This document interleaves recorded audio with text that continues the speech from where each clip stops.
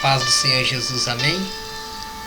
Vamos lá então, vamos começar uma série de estudos aqui no nosso curso básico em teologia. Aqui eu vou trazer só um resumo básico, né, desse curso aqui, ó, Teologia Sistemática 1. Esse aqui é um dos módulos e nós vamos estar começando ele. Nós temos essas aulas presencial, né, e também às vezes eu trago aqui algum reforço para o pessoal, amém?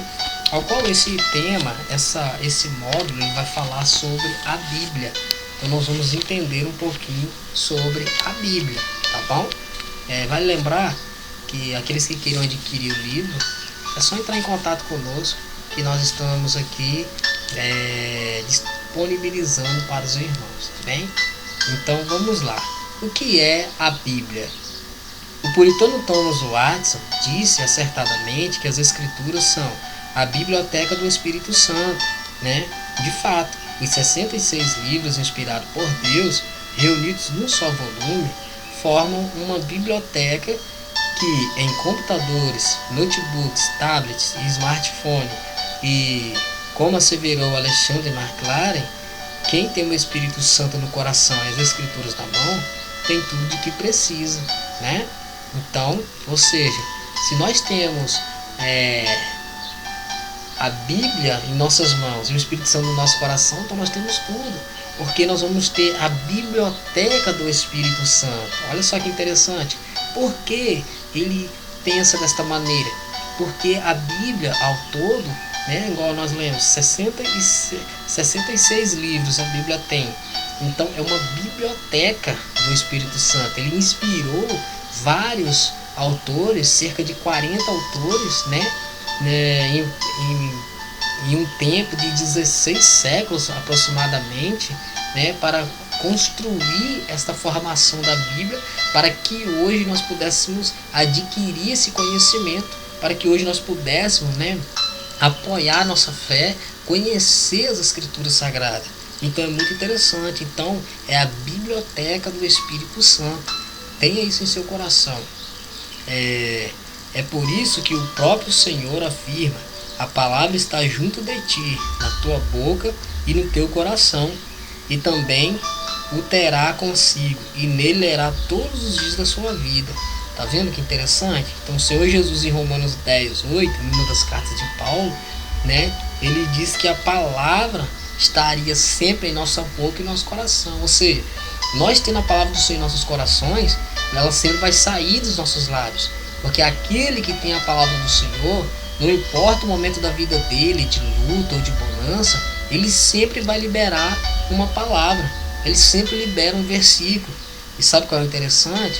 Que vidas são transformadas através da nossa, vidas, né, recebem o conhecimento através da nossa vida, né? Então é isso que nós temos que entender. E também lá em Deuteronômio, né, 17, versículo 19, né, na verdade aqui o versículo 18 e 19, né, que ele fala algo muito interessante. Fala para nós ler a palavra do Senhor todos os dias, todos os momentos, né? Quando o Senhor chamou Josué mesmo, disse para ele não apartar o livro da lei, para que ele não viesse errar contra o Senhor, né? Enquanto nós estamos focados dentro da palavra, nós não erramos, né? Ou seja, podemos até errar, mas nós erramos, né, porque nós somos pecadores mesmo, tudo bem. Mas só que quando nós temos a palavra do Senhor, erramos poucos, pecamos pouco, pensamos aquilo antes de falar alguma coisa, porque nós estamos enquadrados com a palavra do Senhor, amém? O significado do termo Bíblia. Dentre os pais da igreja, que cunham o termo grego Bíblia, né, que significa livros ou coleção de pequenos livros, destaca-se João Crisóstomo, né, a boca de ouro, grande reformador de Constantinopla. Ele foi o principal responsável pela disseminação do vocábulo em tela, né, como sinônimo de escritura antigo e neotestamentário, divinamente inspirados. Ou seja, então os pais da igreja, segundo João Crisóstomo, né, quem colocou o nome Bíblia foi os pais da igreja, né, aqueles reformadores da igreja, né, colocaram esse nome Bíblia, que traz um significado, ou seja, que é o plural, né, que traz toda essa biblioteca, esse conjunto de livros, né, que forma essa biblioteca do Espírito Santo, que recebeu esse nome de Bíblia, beleza? Então, quem apelidou o nome Bíblia foi os pais da igreja, seguindo, né, uma regrinha, porque quando se fala Bíblia é porque vem também do grego biblos, né, o local aonde se fabricava as Bíblias. Então, quando se fala biblos, se fala, né, de uma folha. Quando se fala biblion, né, está falando de várias folhas, né, de várias páginas, vários rolos da Bíblia. Mas vamos ler mais, que aí nós vamos entender o que eu estou querendo dizer para os irmãos. Ó, no Ocidente, o termo Bíblia foi acolhido e disseminado por Jerônimo, célebre tradutor da Vulgata, que de maneira habitual chamava as Escrituras de a Biblioteca Divina. Por ser a Biblioteca Divina, recebeu esse nome de Bíblia, que são vários livros juntos. A palavra em apreço, por conseguinte, é o plural dos vocábulos gregos biblos ou biblion. Haja vista os helenistas chamarem assim, respectivamente, cada folha e cada rolo nos quais escreviam suas obras. Os rolos eram chamados de biblion, que são várias folhas, né, por causa do centro produtor, Biblos, que era a cidade, né, localizada na costa mediterrânea, hoje ocupada pelo Líbano, né, do material empregado para a escrita, o papiro, né. Então, o papiro, que foi um dos materiais usados, né, nas escrituras, né, foi criado lá numa cidade, né, mediterrânea chamada Biblos, por isso que recebeu o nome de Biblos também, que era uma folha criada, feita pelo papiro. Que é o papiro? Vamos ver mais à frente, mas já podemos adiantar que o papiro, ela era uma planta, né, e ali do seu caule eles conseguiam extrair, né, ali uma substância que fez como se fosse uma folha, né, para poder começar a escrever as primeiras páginas da Bíblia. Viu que interessante?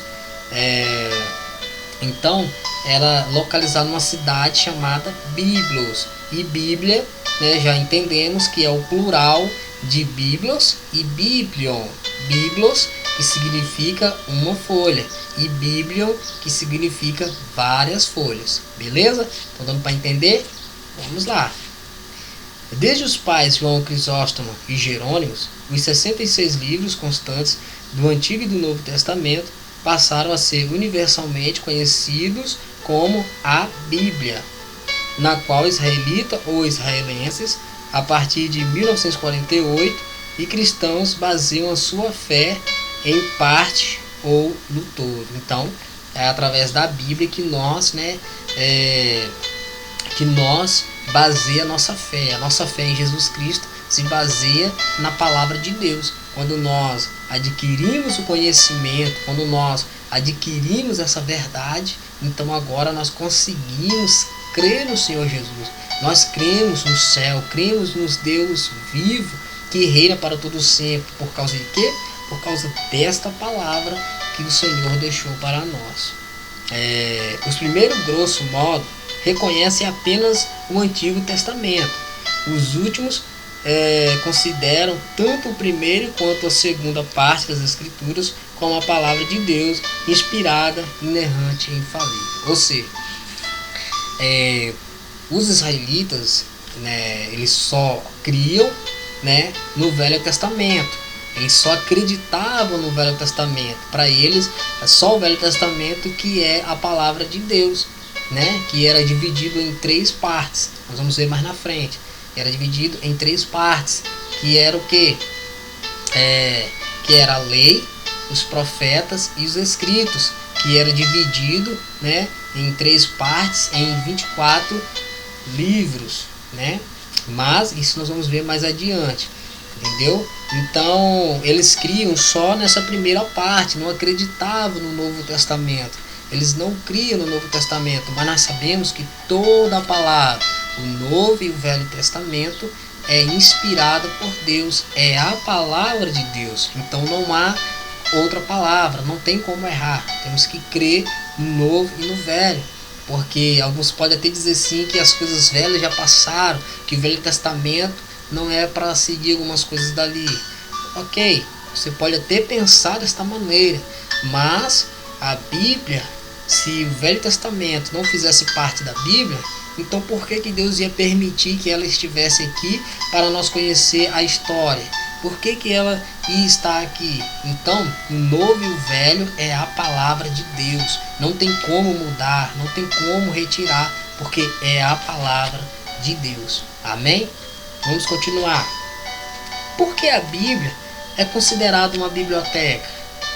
Talvez você, no decorrer desta aula, você já deve ter se perguntado por que é considerada uma biblioteca. Vamos ler? Como já temos explicado, o termo Bíblia, denota literalmente biblioteca e deriva de biblos, uma folha de papiro ou pergaminho, e de biblion, várias dessas folhas, formando-se um rolo. Quando reuniam alguns ou muitos desses rolos, os eruditos chamavam essa coleção ou coletânea de Bíblia. Entretanto, foram os pais da igreja quem popularizaram esse termo nos primeiros séculos depois de Cristo, a ponto de ele se tornar, ao longo da história, um título relacionado estritamente com as Sagradas Escrituras. Então,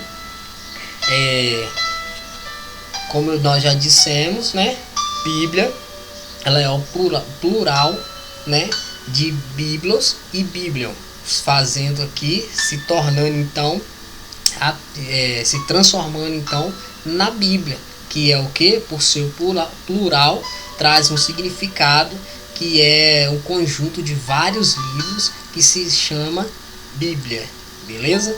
Então, quando reunimos esses 66 livros em um só lugar, em um só volume, se dá o nome de Bíblia, que é o plural, de uma folha, no caso, de biblos, que é o plural de biblos, beleza? Deu para entender? E essa Bíblia, que era formada por papiros e por pergaminhos, beleza? Então vamos ler mais, que nós vamos entender esse contexto. Os vocábulos gregos Bíblia e Biblion aparecem nas páginas do Novo Testamento, não necessariamente numa referência às Escrituras. Antes do papel, que só começou a ser utilizado no século XII, elas eram preparadas em pelo menos dois tipos de material já mencionados, o papiro e o pergaminho. O primeiro é uma planta que cresce junto a rios e lagos, cujo caule, após certa preparação, pode ser usado para a escrita, E já o pergaminho é a pele de determinados animais, especialmente preparada para a escrita. Então,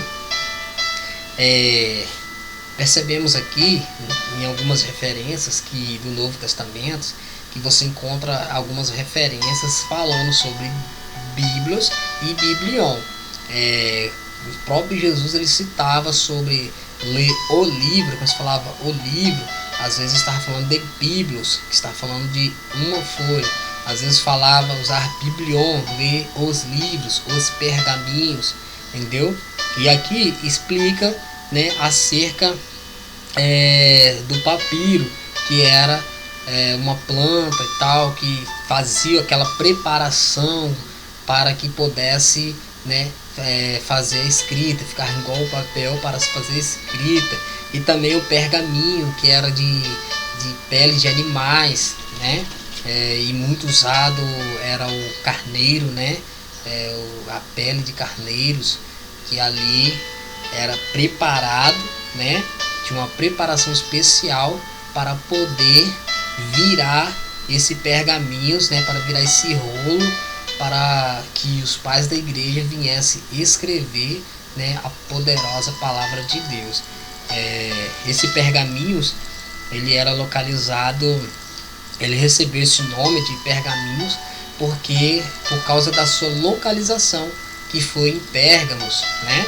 Ele era produzido na cidade de Pérgamos, que era na Ásia Menor, né? Era lá na Ásia Menor que essa cidade era constituída. Quando se fala da Ásia, tinha a Ásia Menor, né? Que Pérgamo era a capital da Ásia, né? Tinha a Ásia Menor, conhecida lá, e também tem a Ásia continental, que é um continente que, segundo a ONU, ela é considerada, tem 48 países nela, mas quando se fala da Ásia da Bíblia, se fala da Ásia Menor, beleza? Tá dando para entender? Tranquilo? Então, vamos continuar o nosso estudo. Além dos materiais mais utilizados para a produção de livros nos primeiros séculos depois de Cristo, os arqueólogos encontraram outros em que as letras sagradas também foram impressas como pedras e objetos de cerâmica. Um exemplo disso foi a descoberta há algum tempo de um ossuário de quase 2000 anos em pedra calcária, com uma inscrição em aramaico: Tiago, filho de José, irmão de Jesus. Para muitos pesquisadores e eruditos, tal artefato pode ser considerado uma das maiores provas da existência de Jesus Cristo. Louvado seja Deus. Ou seja, cremos na palavra do Senhor, mas quando os arqueólogos, né, cristãos, eles conseguem encontrar artefatos que mostram, né, melhor aquilo que nós pregamos, aquilo que está dentro da palavra, aí, né, aquele desejo de acreditar mais ainda no Senhor Jesus cresce. Aquela vontade de acreditar mais no Senhor, na sua palavra, cresce mais ainda. Por quê? Porque foi encontrado artefatos antigos, enterrados, né? Então ali os pesquisadores, eruditos, né, estudiosos da Bíblia, que vão atrás, né, desses artefatos para trazer para nós, né?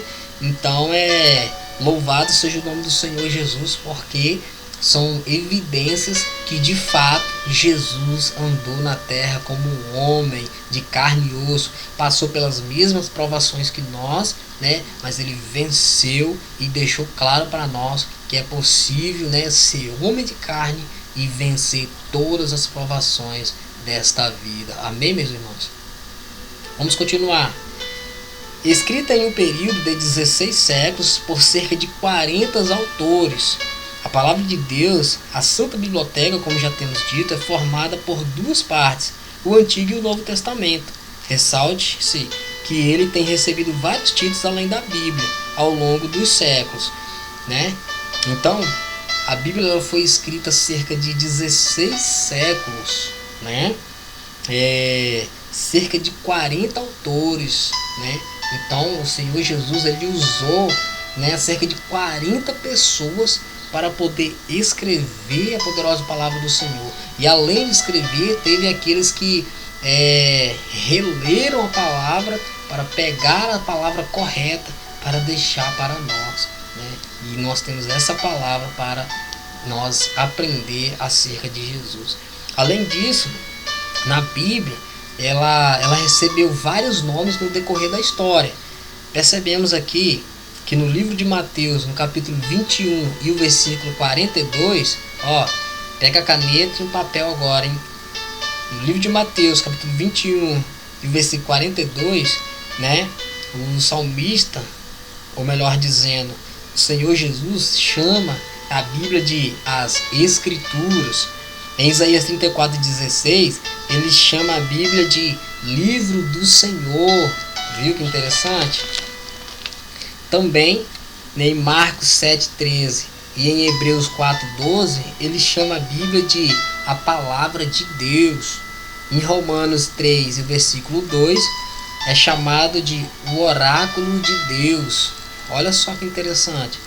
E no Salmo 119 se encontra inúmeras, né, referências acerca de como era chamada a Bíblia do Senhor, né? No versículo 1 e 18, tá, ele chama a Bíblia de lei. No versículo 19 e 21 chama de mandamentos. No versículo 22 e 24 do Salmo 119 chama de testemunho, né? No versículo 23 e 26 chama de estatutos. No versículo 20 e 30, né, chamado de juízos. E 15 e 27 chamado de preceitos, né, os preceitos de Deus. Então, percebe que a palavra do Senhor, ela recebe alguns títulos.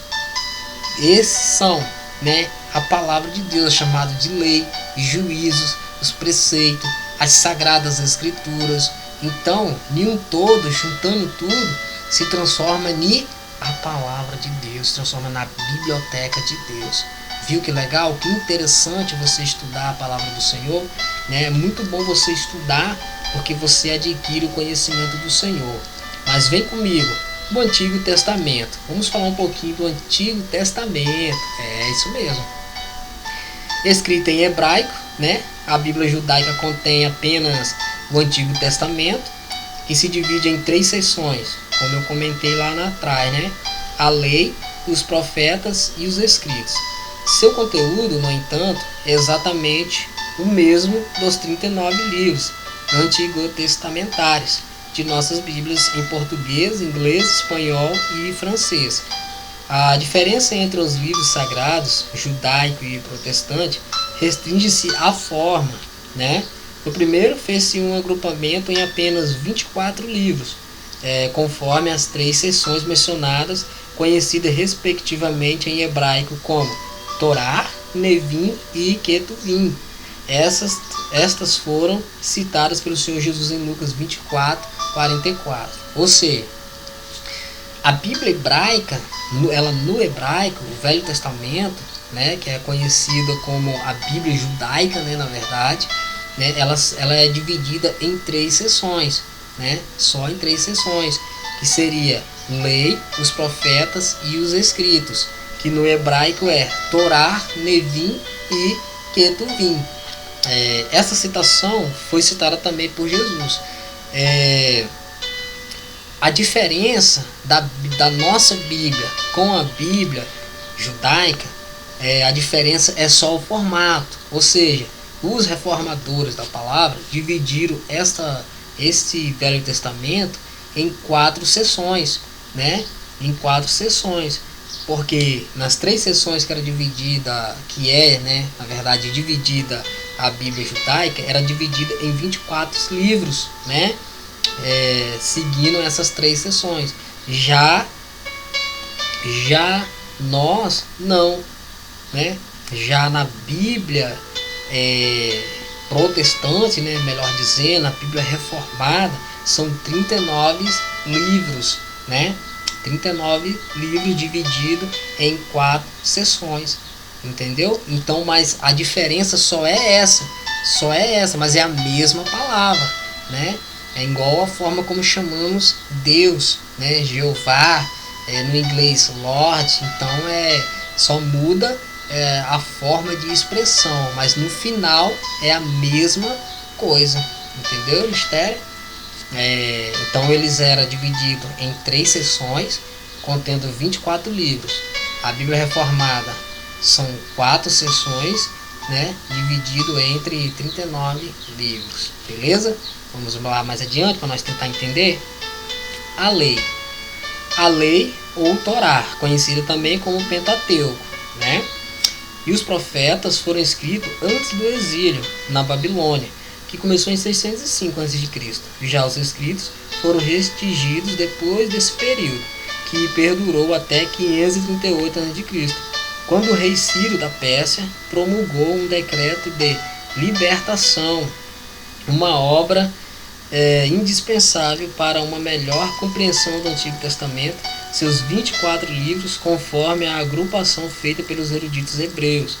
É a história de Israel no Antigo Testamento, né? Então, aqui foi o tempo em que foi escrito. Então, a lei dos profetas foi escrita antes do exílio, antes, né, da Babilônia vir e tomar o reino do norte. Então, Isso foi antes. E depois, né, se fez os escritos, quando, né, o rei Ciro, né, agora decide libertar, né, o povo hebreu. Aí foi onde que começou. Mas vamos lá. Usada pelos evangélicos, a Bíblia protestante é idêntica à Bíblia judaica quanto ao conteúdo do Antigo Testamento, mas este, quanto à forma, foi dividida na Bíblia protestante em 39 livros, organizados em 4 seções. Vamos ver quais são essas seções? A primeira, né, a mais conhecida, que nós conhecemos, que é a Lei ou Pentateuco, os 5 livros de Moisés, né, que é Gênesis a Deuteronômios. Também tem os livros históricos, né, História, que é composto por 12 livros, né, de Josué a Esther, são os livros históricos. Também tem Poesias, 5 livros, que é de Jó a Cantares. Então nós temos os livros poéticos, né? Então, os livros poéticos é constituído por 5 livros, de Jó a Cantares, né? E também temos profecia, né? Que são 17 livros, que é de Isaías a Malaquias. Porém, os livros proféticos, ele é dividido em 2 seções, né? Quais são elas? Tem os profetas maiores e os profetas menores, né? Não quer dizer que uns é melhores que os outros. Quando se fala profeta maiores, muitas das vezes é por causa do contexto bíblico e também por causa da sua extensão. Às vezes eram usados vários rolos, né, para fazer alguns profetas maiores. Inclusive, o livro de Isaías mesmo, alguns chamam, que fala que é uma miniatura da Bíblia, porque tem 66 capítulos. Então percebe, a Bíblia tem 66 livros e ele tem 66, né, capítulos. Então por isso que ele é um profeta maior, pelo contexto bíblico, a formação do seu livro, né? Já os profetas menores é porque a sua história, o seu livro, é um livro pequeno, beleza? Deu para entender? Então, os profetas, os livros de profecia são divididos em 2 etapas, né? Sendo eles 17 livros, foram colocados assim para a forma didática ficar bem legal e interessante para a gente entender, beleza? Vamos lá então. Um fator que torna as escrituras um livro plenamente harmonioso, sem nenhuma contradição, é seu tema central. Este, ao longo das páginas sagradas, direta ou indireta, é sempre o mesmo: a vida e a obra do Senhor Jesus, o Deus homem. Então, toda a Bíblia, que é inspirada por Deus, o seu contexto é todo voltado para o Senhor Jesus. Então tudo é voltado para Ele, tudo é para a glória de Deus, né? O nosso louvor, a palavra, tudo é voltado para a glória de Deus. Esse ensino aqui, né, talvez muitos podem pensar, é para a glória do homem, é para você. Não, isso aqui é para a glória de Deus. Nós temos que adquirir o conhecimento para que o nome do Senhor venha a ser glorificado. Adquirir o conhecimento para poder ensinar as pessoas a seguir a verdade do Senhor. É isso que nós temos que fazer. Aprender para ensinar. Se eu aprender para querer debater com alguém, Deus não está no negócio. Agora, quando eu aprendo para ensinar, aí sim Deus vai abençoar. Amém?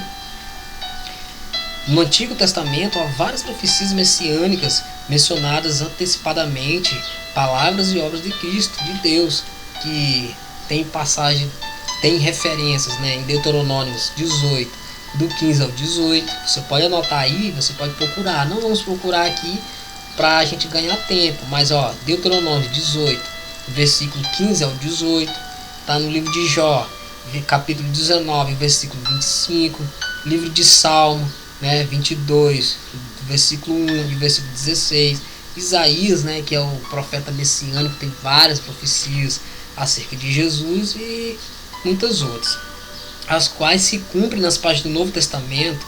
Existem também vários outros elementos cristológicos, como a cristofanias, aparições de Cristo em forma humana ou angelical, que não deixa nenhuma dúvida quanto ao tema central das Escrituras. Ou seja, A Bíblia no todo, né, no caso no Velho Testamento, antes de Jesus vir na Terra como um homem, né, há algumas referências bíblicas, né, no Velho Testamento, aonde há aparições do Senhor Jesus, formas humana ou angelical, né, que ali se traz a simbologia que foi o Senhor Jesus, né, que alguns chamam de cristofanias. Vamos estar lendo abaixo que nós vamos entender o que o texto quer nos dizer. Há importantes cristofanias em Gênesis, como do capítulo 18, em que um dos 3 anjos que conversa com Abraão é descrito como o Senhor por Moisés, né? E disse ao Senhor, né? O versículo 22 não deixa dúvidas de que o personagem era mesmo o próprio Deus. Então viraram aqueles varões, 2 anjos, o rosto dali e foram-se para Sodoma. Mas Abraão ficou ainda em pé diante da face do Senhor. Note-se que o termo Senhor, em letras maiúsculas, alude o tetragrama hebraico, Yahvé, apresentado como Jeová, na Reina Valera ou Lorde, no inglês, né? Ou seja, para nós entender melhor esse texto aqui, quando os anjos visitam Abraão para poder dizer, né, sobre a destruição de Sodoma e Gomorra, percebe que são 3 anjos, só que 2 vai e 1 fica, e Abraão chama ele de quê? De Senhor. E o Senhor Jesus, ele não divide sua glória com ninguém. O anjo, ele nunca é chamado de Senhor, porque a glória é de Deus. Então, se ele permaneceu conversando com Abraão, e Abraão entendeu que ele era o próprio Deus reencarnado ali, né? Então é interessante dizer que era um tipo de Cristo que estava ali, o próprio Cristo, conversando com Abraão, né? Dizendo do que iria acontecer. Em Gênesis 32, vemos outra possível cristofania. Depois de passar o val de Jaboque, Jacó luta com um varão, desejando muito ser abençoado por Deus. Tal varão, no ser angelical, se comporta como o Senhor e muda o nome do patriarca, dizendo-lhe: não se chamará mais o teu nome Jacó, mas Israel, pois como príncipe lutaste com Deus e com os homens prevaleceste.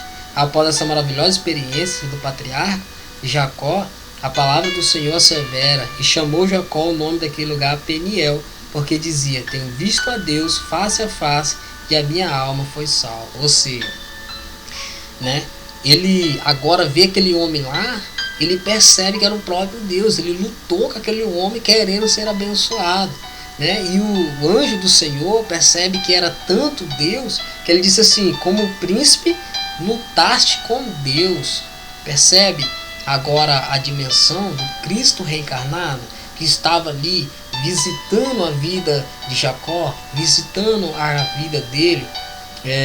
Então ele agora, né, troca o nome, ele é trocado o seu nome de Jacó para Israel, e, né, ele troca o nome daquele lugar colocando Peniel, porque ele viu Deus face a face. Viu que interessante? Então é muito legal. Ó, as teofanias são evidentes em todas as passagens supracitadas. Já as cristofanias são possíveis principalmente à luz de outras manifestações teofânicas ao longo de quase todas as seções do Antigo Testamento. No começo dos livros históricos, menciona-se o príncipe dos exércitos do Senhor, que é adorado por Josué. Trata-se, sem dúvida, de uma teofania ou cristofania, visto que os anjos não recebem adoração. Então, os anjos não recebem adoração de ninguém. Se eles falaram essas palavras, é porque eles entenderam que era o próprio Jesus que estava ali, né? Em Juízes 3, vemos a manifestação de um anjo cujo nome era Maravilhoso.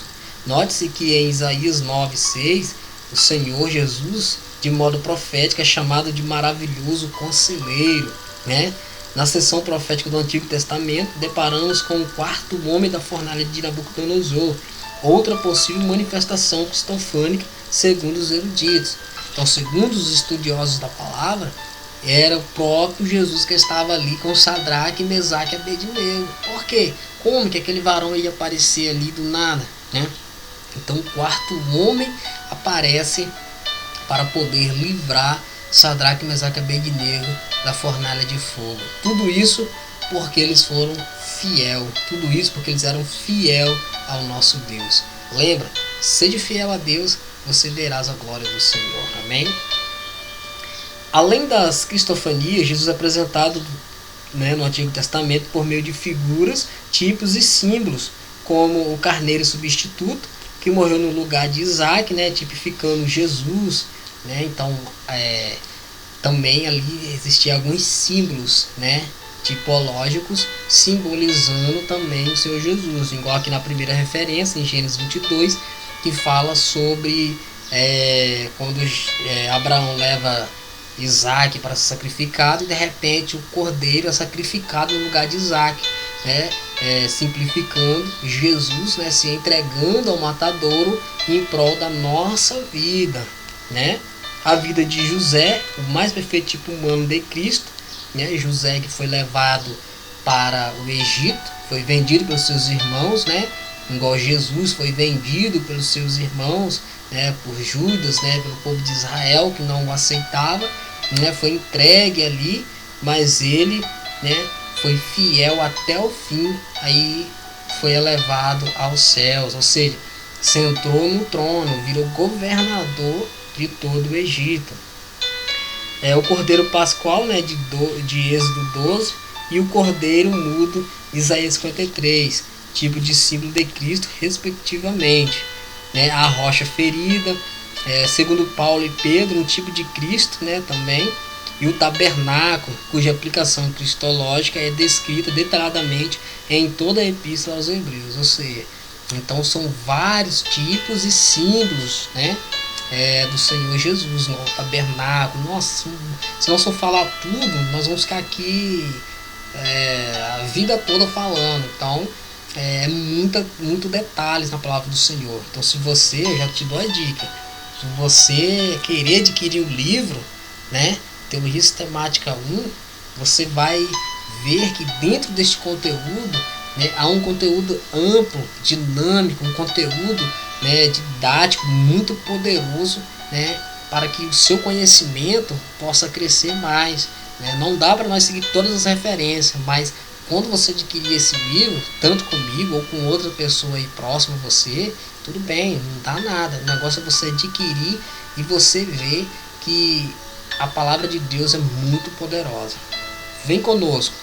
Vamos entrar agora no Novo Testamento. Falamos um pouco do Velho Testamento. Agora vamos entrar no Novo Testamento. Vamos ver o que o Senhor reservou para nós. O Novo Testamento é menor em tamanho do que o Antigo, mas conquanto haja quem defenda a ideia de que um testamento pode ser maior, mais relevante que o outro, mas os principais eruditos cristãos ao longo da história, toda a Bíblia é a palavra de Deus, inspirada pelo Espírito Santo, 2 Timóteo 3, 16 e 17. Então, toda a palavra ela é inspirada por Deus. Não importa se o Velho Testamento é maior, se o Novo Testamento é menor, toda a palavra é inspirada por Deus. Toda é a palavra de Deus. Não importa o que as pessoas pensam. O mais importante é o que Deus deixou para nós. Amém? Ambos os testamentos se completam, são igualmente importantes. Beleza. Escrita em grego, a parte neotestamentária apresenta 27 livros, dispostos da seguinte maneira. Então, são 27 livros divididos também em 4 seções. São divididos em 4 seções. Primeiro, é a biografia de Cristo, que são os 4 evangelhos, de Mateus a João. Tem a história, um livro, que é Atos dos Apóstolos. Há quem disse que Atos dos Apóstolos, que conta a história da igreja, alguns dizem que essa história ainda está sendo contada até hoje. É uma história que ainda não teve fim, que ainda está para contar, na verdade. E livros de ensino, que são 21 livros, que traz ensinos, que é de Romanos a Judas, e o livro de profecia, que é o livro de Apocalipse. Então percebe que há algo interessante aqui, né? 4 palavras se resume o Novo Testamento, que é manifestação, propagação, explicação e consumação, né? E todas elas estão relacionadas com a vida e a obra do Senhor Jesus. Então,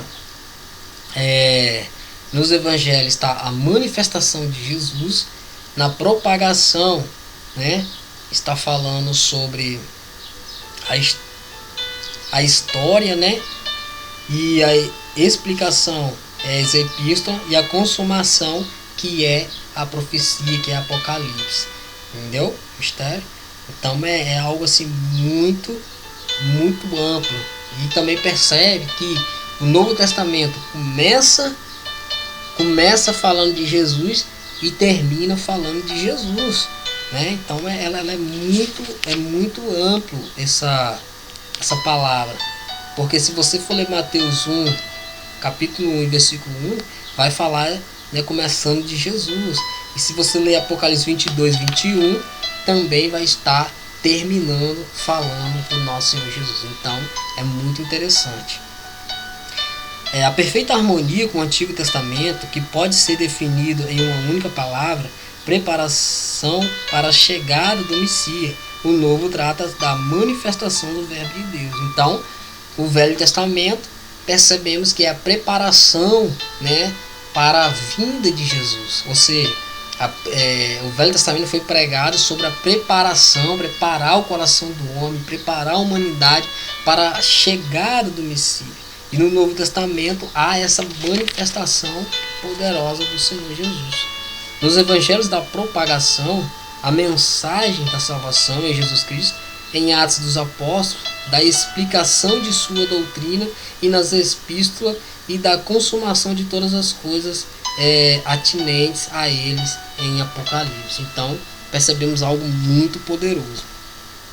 Tudo gira em torno de Jesus Cristo, né, o que nós falamos. Ele começa e termina com o nome do Senhor, bem como registra as várias menções dele, né?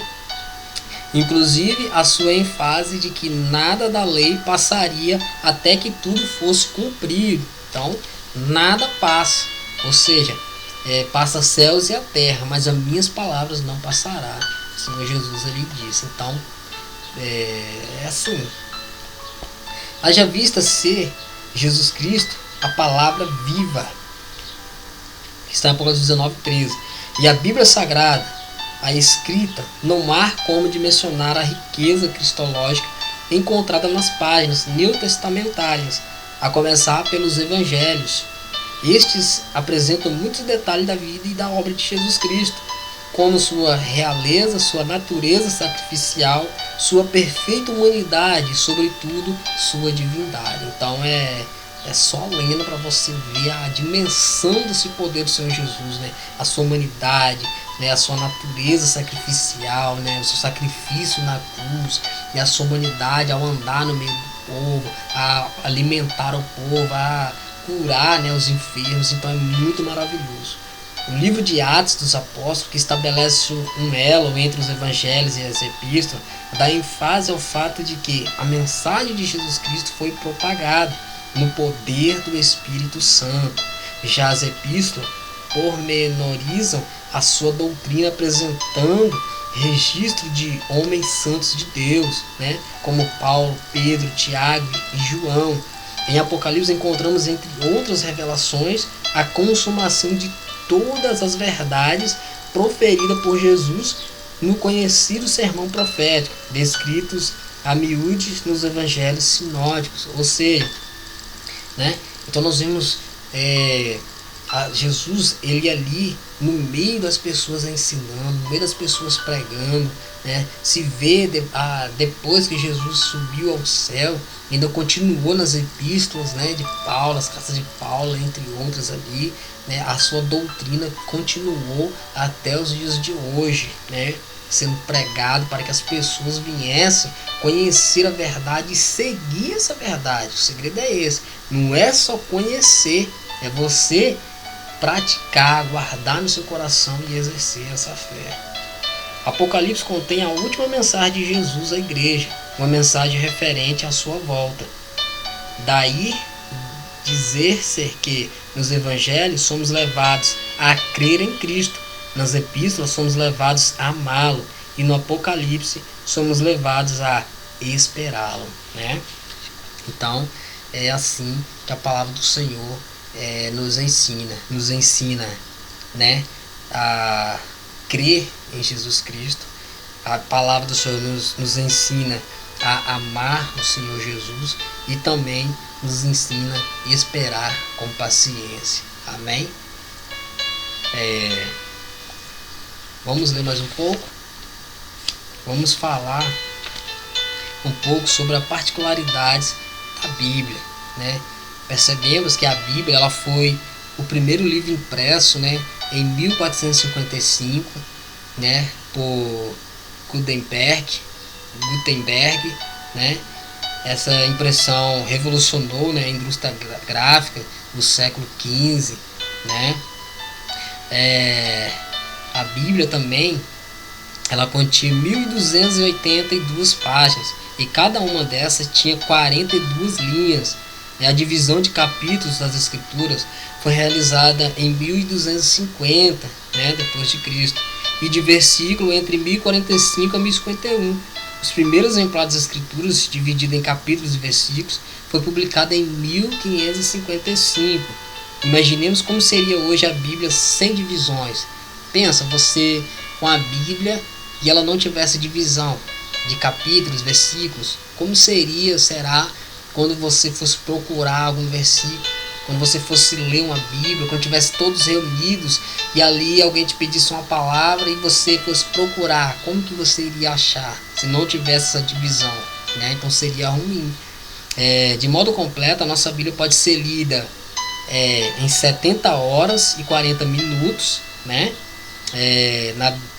Na cadência de leitura de púlpito, ou seja, eles dividiram aqui 70 horas e 40 minutos numa leitura assim simples. Quando, né, nós lemos a leitura introdutória, você lê ali um capítulo, né, geralmente é um capítulo, você lendo daquela forma, um capítulo por dia, você consegue ler a Bíblia toda, entendeu? No caso 70 horas e 40 minutos, ou até menos você gasta, porque às vezes a gente lê um capítulo, 2 capítulos. Se você lê 2 capítulos, tentar entender o que a história está querendo dizer, o que os versículos está querendo dizer, né, para depois você ir para o outro. Então é assim, ler a Bíblia devagar, né? Muitos dizem assim, eu li a Bíblia 3 vezes durante o ano, mas será que ele entendeu aquilo que ele leu? Então devemos ler a Bíblia toda. Legal, muito bem. Mas tenta primeiro entender o que está escrito, né, para depois pular para a próxima página. Beleza? O Novo Testamento pode ser lido em 18 horas e 20 minutos. E o Antigo em 52 horas e 20 minutos. Né? Então aqui foi dividido lá quantas horas você gasta em cada tipo Velho Testamento e Novo Testamento. Você consegue dividir aqui mais ou menos o quanto eles conseguiram ler. Este contém 23.214 versículos, inserido em 929 capítulos, e aqueles 7.959 versículos e contido em 260 capítulos. No total são 189 capítulos, 31.173 versículos, 773.693 palavras, bem como 3.566.480 letras. Percebe a dimensão? Como que é a forma da palavra do Senhor. Então esse estudioso da Bíblia, né, ele conseguiu trazer para nós mais ou menos, né, essa dimensão da palavra, algo que nós não conseguimos talvez saber, nós conseguimos aqui através dessa lição entender, né? O pastor Ciro, né, Sanches, e ele que foi o escritor, né, desse livro, ele então trouxe essa maravilhosa interpretação para nós da Bíblia Sagrada. Deus é mencionado nas Escrituras cerca de 8.000 vezes, né? O nome Deus. Os números 3 e 7 são os mais frequentes em todas as páginas sagradas. Em geral, eles representam, né, a trindade e a perfeição da obra divina. O maior versículo bíblico em língua portuguesa é Estéia 8 e o versículo 9. E o menor, Lucas 20 e o versículo 30. E o segundo, mas isso varia de acordo com a versão. Para este manual teológico, utiliza-se, né, a Sociedade Bíblica do Brasil. Em outras versões, encontraremos o menor versículo em Êxodo 20, 13. Não matarás, né? Isso depende da tradução da sua Bíblia, beleza? Esté e Cantares não menciona a palavra Deus, embora as manifestações e a operação dele apareçam de modo implícita e indireta nesses livros. Em Cantares 8, versículo 6, Deus é apresentado como Senhor, né? Um versículo que contém todas as letras do alfabeto português é Esdras 4, versículo 2. Olha que interessante. Confira lá, né?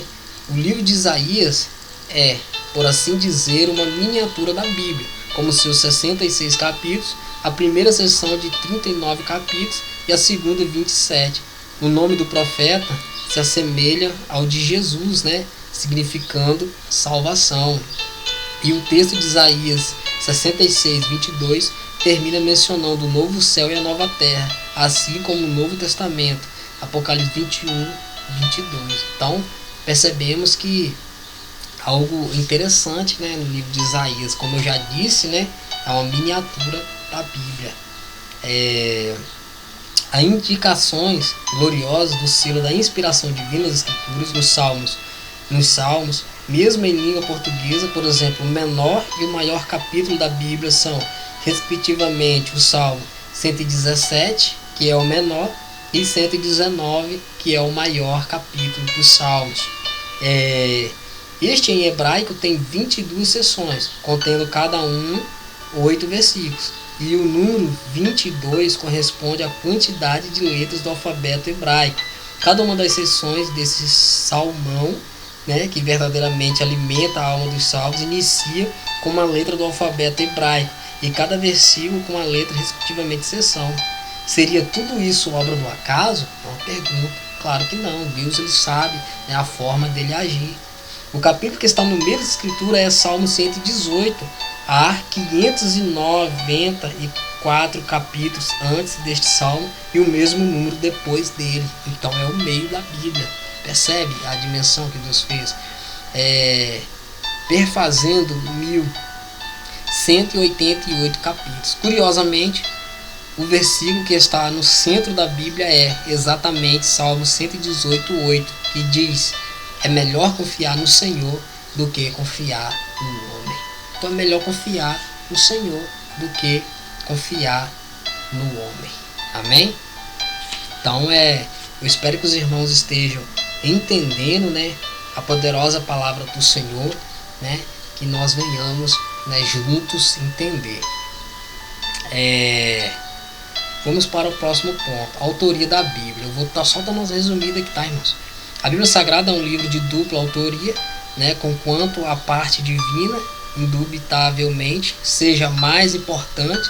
Se por outro lado as escrituras foram inspiradas por Deus, por outro não se deve ignorar o fato de elas terem sido escritas sob a supervisão do Espírito Santo por homens. Então, foi escrita por homens, grava, mas inspirada pelo Espírito Santo. Lembra disso? Porque muitos falam assim: a Bíblia é apenas um livro escrito por homens. Verdade, você está certo. Beleza, parabéns. Mas homens inspirados por Deus. Sabe por quê? Percebe? Quantos livros já não foram escritos? Quantos livros de autores famosos não foram escritos? Quantos são espalhados pelo mundo?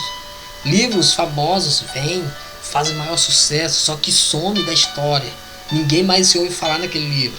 Mas a Bíblia tem mais de 2.000 anos e ela permanece com a mesma sintonia.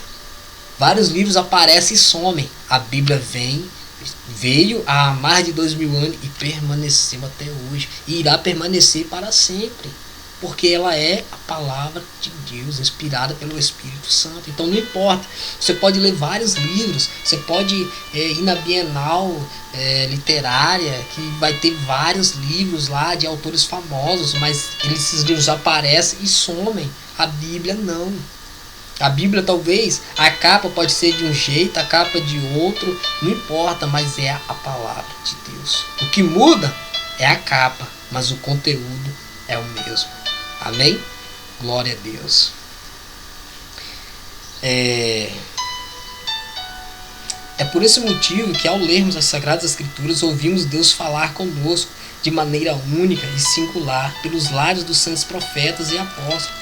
A palavra de Deus é um só, né? Quanto ao estilo, são as mais diversas, uma vez que o Espírito Santo inspirou e capacitou cerca de 40 diferentes autores, a fim de que, no período de aproximadamente 1600 anos, nos produzissem o livro dos livros. Caso as Escrituras fosse somente um livro feito por homens, como muitos críticos têm asseverado, elas não teriam o poder de nos consolar, confortar e alegrar. Então, se fosse apenas um livro, ela não ia ter esse poder de nos fazer pessoas diferentes. Não, se ela fosse apenas um livro, não ia transformar a nossa vida por completo. Nós estaríamos ainda no mundo das drogas, bebendo, se prostituindo. Mas olha você aí, na frente do celular ou do computador, assistindo esse estudo, e percebe que se você chegou no estudo, é porque você tem amor e prazer pela palavra de Deus, é porque você quer conhecer mais, tá? Então Deus já entrou no seu coração de uma forma especial. Amém? Então me importa a sua bênção, meu irmão. O Espírito de Deus, ao fazer cada escritor sagrado um instrumento especialmente escolhido para participar da composição das Escrituras, outorgou-nos o livro eterno, cuja beleza literária são únicas, como disse o célebre Thomas de Aquino acerca da dupla autoria da Bíblia. O autor principal da Santa Escritura é o Espírito Santo. O homem foi apenas o seu autor instrumental. Então Deus usou o homem para escrever a palavra do Senhor. E mesmo assim, se o homem não quisesse escrever, ele ia fazer igual fez com Moisés, com as tábuas da lei, ia pegar o próprio dedo e iria escrever para nós. Não importa. Esse Deus, gente, ele é o Deus que pode tudo. Se o homem não quisesse obedecer e escrever, o próprio Deus iria escrever numa tábua, se fosse preciso, de pedra, e iria escrever com os próprios dedos para nós. Amém? Mas nós não iríamos ficar sem a palavra de Deus. Amém?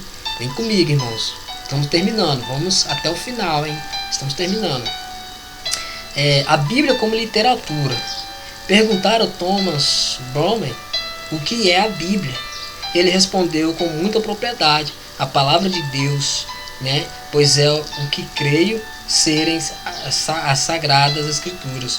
Fosse apenas obra do homem, seria mais singular e sublime, desde o primeiro instante da criação. Nunca antes surgiu, nem depois dela surgirá um livro tão sublime e perfeito. Vemos singularidade em seus estilos, correção e propósito. A Bíblia é verdadeiramente a palavra de Deus e nenhum escritor conseguirá produzir uma obra literária sequer semelhante a ela. Então ninguém vai conseguir. Pode tentar, né? Vários criam enciclopédias bíblicas, retiram livros de estudos de dentro, né, da palavra. Igual nós estamos estudando esse livro que tem um conteúdo muito maravilhoso, foi retirado o conteúdo de dentro da palavra, mas este livro não é maior do que a Bíblia. Lembra disso. Estudamos, né, a teoria dos livros, mas este livro nunca é maior do que a Bíblia. Por isso que temos que ter cuidado ao lermos, porque se tiver coisas fora do contexto bíblico, não é para nós aceitar, e sim aceitar aquilo que está dentro da palavra do Senhor, entendeu? Então é isso que nós temos que entender, amém? Liberalismo teológico. Agora que nós vamos entender o que eu estou querendo dizer para vocês. A Bíblia como palavra de Deus tem muitos inimigos, sendo o principal o próprio Satanás. Como literatura, ela também tem muitos adversários, como o liberalismo teológico. uma excrescência do racionalismo, nascido no território, né, sempre fértil da incredulidade acadêmica. Ou seja, o liberalismo teológico é o que acontece nos dias de hoje, né? Pessoas se levantam, estudiosos da Bíblia, né, que é aprofundado nas escrituras e em vários livros literários relacionados à Bíblia, e alguns livros eles torcem aquilo que a Bíblia não fala, ou seja, afasta você da palavra de Deus. Então isso Deus não se agrada. Eles tentam te pregar algo, colocar algo para você, para que você venha sair da presença. Mas o apóstolo Paulo diz: se vir pregar um outro Jesus, é para sair fora. Né? Se vir dizer que não tem nada a ver você fazer isso, fazer aquilo outro, sai fora. Porque esse não tem nada a ver, te afasta de Deus, destrói a sua vida, a sua espiritualidade. Então o segredo é você buscar a Deus verdadeiramente, é você se entregar para Deus verdadeiramente e fugir da aparência do mal. Fugir do liberalismo teológico. Racionalismo.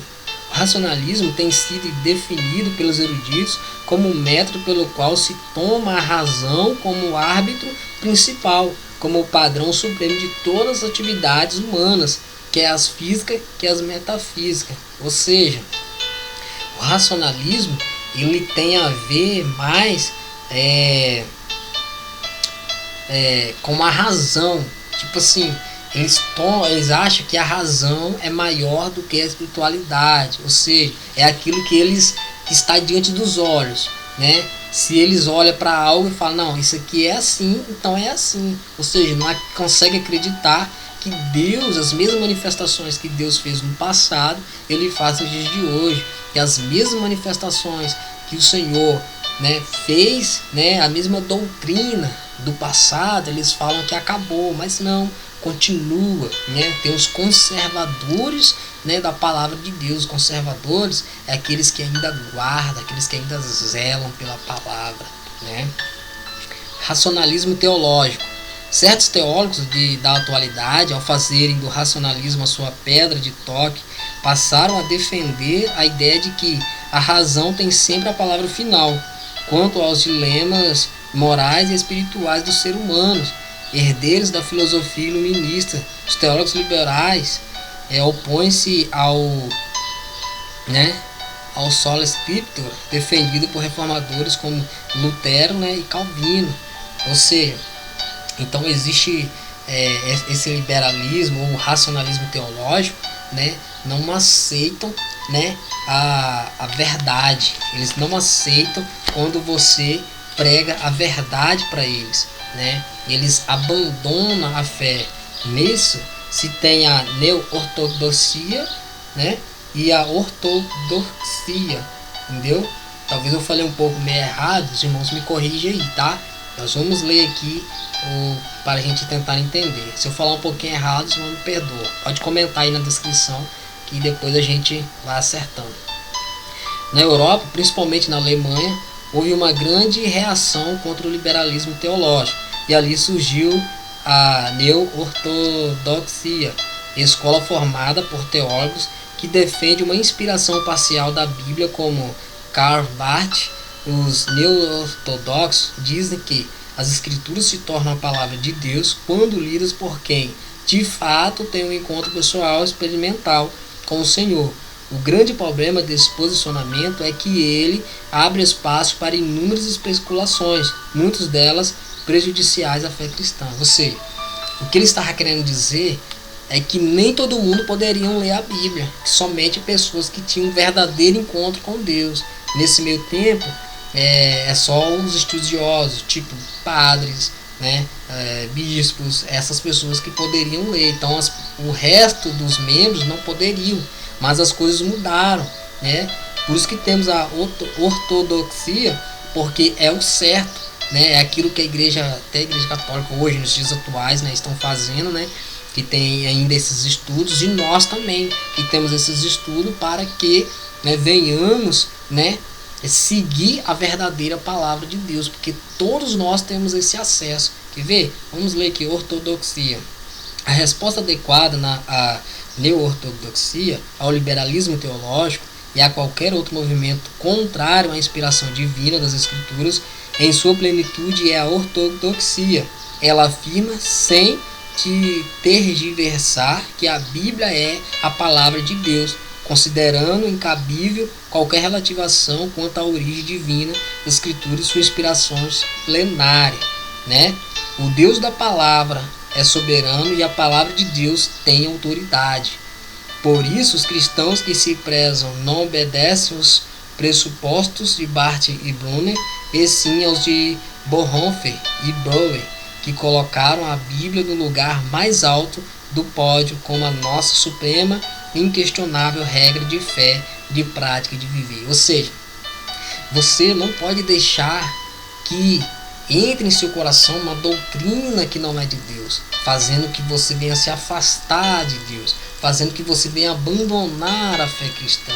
Mas não, você tem que se entregar para Deus verdadeiramente e se apartar daquilo que te afasta de Deus, e sim se achegar a Deus para que Ele venha se achegar cada dia mais a você, entendeu? Porque na igreja primitiva surgiu várias pessoas trazendo doutrinas novas, livros novos, trazendo, coisas que atrapalhava a fé cristã, que atrapalhava a vida do povo. Mas graças a Deus que surgiu, vários homens de Deus se levantando, como Martim Lutero, João Calvino, dentre outros, que lutaram contra pessoas que pregavam contra a palavra do Senhor. Então é muito interessante nós buscarmos a presença de Deus antes de ler a palavra, orar a Deus, antes de fazer um estudo, orar ao Senhor e ver se é isso que Deus quer para nós, ver se esse estudo realmente vem da parte do Senhor, para que o Senhor venha nos abençoar, para que venhamos adquirir um conhecimento verdadeiro da parte de Deus. Os pentecostais prezam a ortodoxia, às vezes, julgamos os pentecostais, eu que pertenço ao pentecostal, existe aqueles que, porque alguns dizem assim, os pentecostais só oram e não buscam a palavra, mas não é bem assim. Os pentecostais verdadeiros, eles oram e buscam o conhecimento da palavra, porque devemos crescer na graça e no conhecimento, Então vamos ler aqui um texto. Ainda há grupos que acusam injustamente os pentecostais de não serem ortodoxos, em razão de estes valorizarem a ministração do Espírito Santo. Entretanto, a comunidade de fé pentecostal, representada especialmente pela Igreja Evangélica Assembleia de Deus, jamais deixou de priorizar as Escrituras. Então, os pentecostais nunca deixou, de ler a Bíblia, nunca deixou de buscar, o conhecimento da palavra. Eles oram, buscam a presença do Senhor, mas também buscam conhecimento da parte do Senhor. Necessidades de tríplice das Escrituras. Duas frases muito citadas na internet, atribuídas a Arthur, que mostram a importância e a necessidade da Bíblia. Arranhe a superfície das Escrituras onde quiser, e você descobrirá uma fatia devida. Se não tivermos um apetite positivo pela palavra, não devemos ser pregadores, pois não fomos chamados a pregar outra coisa que não seja a palavra. Ou seja, se você quer pregar a palavra, supomos que você que está me assistindo agora tem o desejo de pregar, ministrar, Só que você não lê a palavra, você não ora, você não tem amor pela palavra, você não acredita na doutrina da palavra. Então para que você vai subir num púlpito a pregar? Para se aparecer? Querer ser o melhor do que o seu irmão? Querer ser igual ao seu irmão? Não adianta. Você tem que amar a palavra. Você tem que amar a palavra, Você tem que amar o Deus da palavra e a palavra do nosso Deus verdadeiro. Então se você não ama essa palavra, então não adianta você subir no púlpito a pregar. Fica cá embaixo que é melhor para você. Se você tem que amar. Senão não adianta. Após ter passado por grande humilhação imposta pelo próprio Deus, Nabucodonosor, o soberbo rei da Babilônia, reconheceu que o Senhor está acima de todos os reinos e demais potentados, além de controlar todos os negócios terrenos, né? Ou seja, Nabucodonosor, ele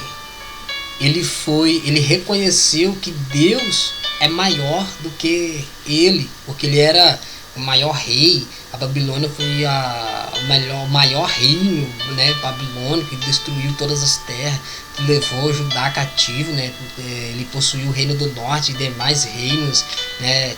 Então era um reino muito poderoso, mas chegou um momento que ele entendeu que não há um Deus como o nosso Deus, como o Deus de Israel, pois Deus fez ele se transformar, né, como se fosse um animal do campo, né, e comer da erva do campo, para ele entender que Deus é Deus. A necessidade moral. Muitos códigos foram escritos ao longo da história, como Hammurabi, o de Confúcio, né, os estatutos de Drácon e as 12 tábuas de Roma, a despeito de visarem a disciplina por meio da prescrição de uma série de leis e ditames, eles não contribuíram para melhorar a índole do ser humano, escravizado pela natureza adâmica e pela lei do pecado. Ou seja, algumas pessoas contra a palavra do Senhor começaram a criar novas leis, né? Criar leis, né, dos deuses deles, que alguns dizem que era ter adoração ao Deus de Israel, mas na verdade era fora. Que a Bíblia diz que o Senhor Jesus diz que não se pode aumentar nem um jota nem um tio da palavra do Senhor. Então algumas pessoas tentaram aqui, né, igual o reino de Roma, tentaram mudar algumas coisas entre eles lá para poder querer, né, mudar o homem, mas nada substitui a palavra do Senhor. A única lei que existiu foi os 10 mandamentos, né, que foi o próprio Deus que escreveu com o próprio dedo. Amém? A necessidade espiritual. Quando tentado pelo diabo, o Senhor Jesus lhe respondeu citando as Escrituras, especialmente Deuteronômios. Nem só de pão viverá o homem, mas de toda a palavra que sai da boca de Deus, né? Então, o que entendemos? Nós, seres humanos, temos essa necessidade da palavra do Senhor. A nossa vida espiritual necessita da palavra. Às vezes nós pregamos e temos que viver aquilo que pregamos. Se ensinarmos a orar, nós temos que ser uma pessoa que oramos. Se ensinarmos a seguir a verdade, nós temos que seguir essa verdade. Porque se nós não seguir, essa mensagem fica vazia, as pessoas não recebem e ninguém aceita Jesus. Então, creia no Senhor, tu e a tua casa, e tu serás salvo. Amém, meu irmão? Esse é o estudo de hoje.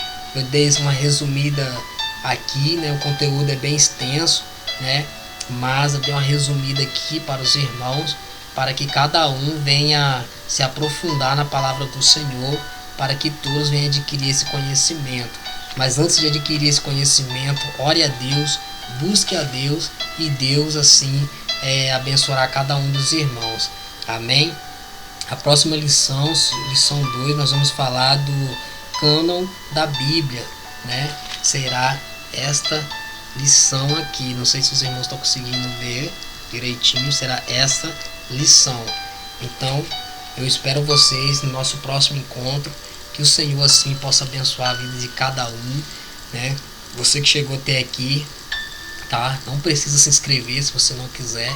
Não precisa dar o joinha se você não quiser, tá? Fique tranquilo. A minha intenção aqui é de passar o pouco que eu sei. Eu não sei tudo, tá? Não sei tudo, porque eu estou aprendendo ainda, graças a Deus.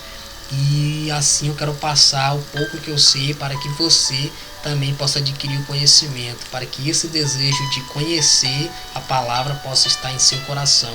Lembrando que o conhecimento, né, e a espiritualidade de Deus tem que andar lado a lado para que vidas venham ser restauradas através da sua vida. Amém? Desde já, né, eu entrego a sua vida nas mãos do Senhor, que o Senhor possa estar abençoando você e a tua família em nome de Jesus.